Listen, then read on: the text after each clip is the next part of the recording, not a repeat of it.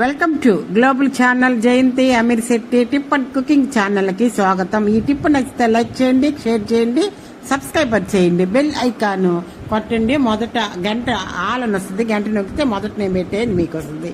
ఏదైనా ఒక పండగ వచ్చింది అనుకోండి, ఈ కార్తీక మాసం, ఈ శ్రావణ మాసంలో ప్రతిరోజు పండగే కదా.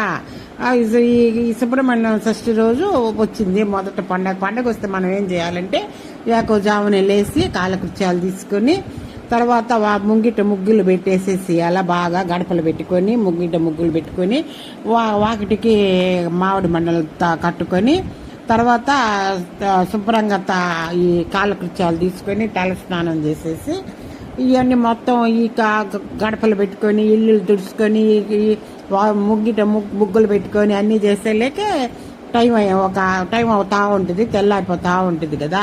తర్వాత మనం ఏం చేయాలంటే మన చెట్లకి పూలన్నీ కోసుకొచ్చుకోవాలి, లేదంటే కొన్న పూలైనా అన్నీ గుత్తులుగా కట్టుకోవాలండి. పూలన్నీ కోసుకోవాలా.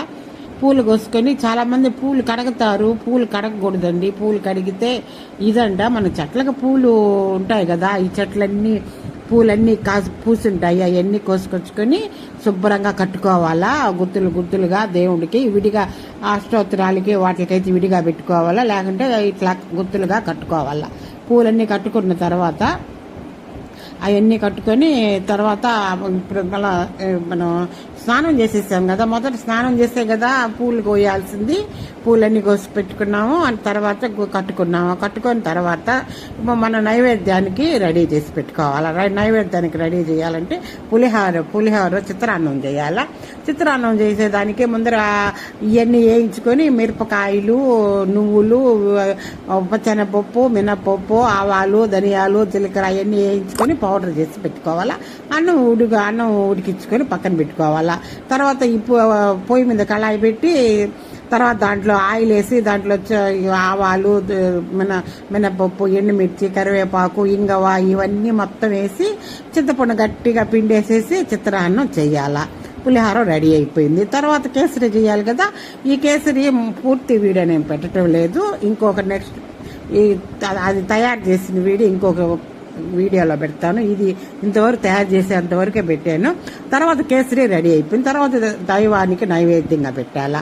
దైవానికి నైవేద్యంగా పెట్టి కొబ్బరికాయ కొట్టుకొని మనం ఇంటి దగ్గర పూజ చేసి తర్వాత మనం ఇప్పుడు గుడికి వెళ్ళాలా. ఇంటి దగ్గర పూజ అయిపోయింది, గుడికి వెళ్ళాలా.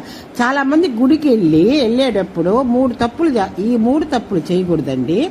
గుడికి వెళ్ళి వచ్చేటప్పుడు మనం వెళ్తామా, వచ్చేటప్పుడు మనకి మనసు ప్రశాంతంగా ఉంటుంది, ఆధ్యాత్మిక తన్మయత్వంతో మునిగిపోతాము, ఓ పాజిటివ్ ఎనర్జీ ఆవరిస్తుంది. గుడిలో అర్చకులు చదివే వేద మంత్రోచ్చరణలు, ఘంటానాదము ఆనందాన్ని ఇస్తుంది. భగవంతునికి ఇష్టమైన నైవేద్యాలు సమర్పించటం, హారతిని కళ్ళకద్దుకోవటం వంటివి భక్తి శ్రద్ధలతో చేస్తుంటాం కదా. దేవాలయం నుండి తిరిగి వచ్చేటప్పుడు చేయకూడదని కొన్ని పొరపాట్లు ఉంటాయి. తిరిగి వచ్చేటప్పుడు మనకి తెలియకుండానే కొన్ని పొరపాట్లు చేస్తుంటాము. వీటి వల్ల దోషం వాటిల్లే అవకాశం ఉంది. ఈ పొరపాటు ఏమిటో తెలుసుకొని వాటిని నివారించాలి. మనం పొరపాట్లు చేయకూడదు. ఏంటంటే సాధారణంగా మనం గుడికి వెళ్ళినప్పుడు లోపలికి వెళ్ళి ముందు గంట కొడతాం కదా, కానీ మళ్ళీ తిరిగి వచ్చేటప్పుడు కూడా చాలా మంది గుడి గంటను కొడుతుంటాం. అలా చేయడం మంచిది కాదండి. ప్రవేశించేటప్పుడు గంట కొడితే మన జీవితంలో సానుకూల శక్తి వస్తుందని, ప్రతికూల శక్తి నశిస్తుందని నమ్ముతారు.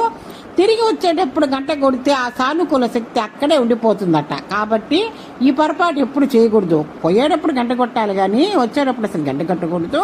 గుడికి వెళ్ళినప్పుడు పూలు, పండ్లు, అగరవత్తులు, నైవేద్యాలు వెంట తీసుకెళ్తాం కదా, వాటిని దేవుడికి సమర్పిస్తాము. అయితే గుడి నుండి తిరిగి వచ్చేటప్పుడు ఖాళీ చేతులతో రాకూడదు.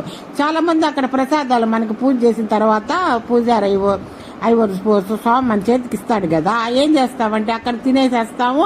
చాలా మంది పక్కన వాళ్ళు పెడతారు, చాలా మంది వాళ్ళే తినేస్తారు. తినేసి ఉంటే చదువుతూ ఇంటికి వస్తారు. అట్లా రాకూడదు. మనకి ఎవరన్నా ఎదురు వచ్చినా వాళ్ళకి చేతిలో ప్రసాదం పెట్టాలి. మనం గుడి నుంచి వస్తాం కదా, చుట్టుపక్కల వాళ్ళకి కూడా చాలా మంది ప్రసాదాలు పెడుతుంటారు.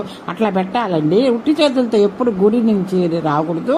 కనీసం శివుడికి నీళ్లు సమర్పిస్తే అందులోనే కొద్దిగా ఇంటికి తీసుకురావాలా.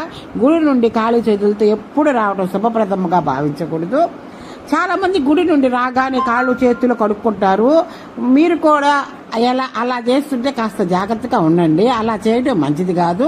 కాళ్ళు కనుక మురిగ్గా ఉంటే వాటిని గుడ్డతో మనం వాటి ముందర కాళ్ళు తుడుచుకోవడానికి వేస్తుంటాం కదా, వాటితో తుడుచుకుంటే చాలు. అసలు కాళ్ళే కడుక్కోకూడదు గుడి దగ్గర నుంచి వెళ్ళి. కానీ నీటితో కడగరాదు. కాసేపు ఆగిన తర్వాత శుభ్రంగా కడుక్కోవచ్చు. గుడి నుండి వచ్చిన వెంటనే కాళ్ళు చేతులు కడుక్కోకూడదు. గుడిలోని సాలు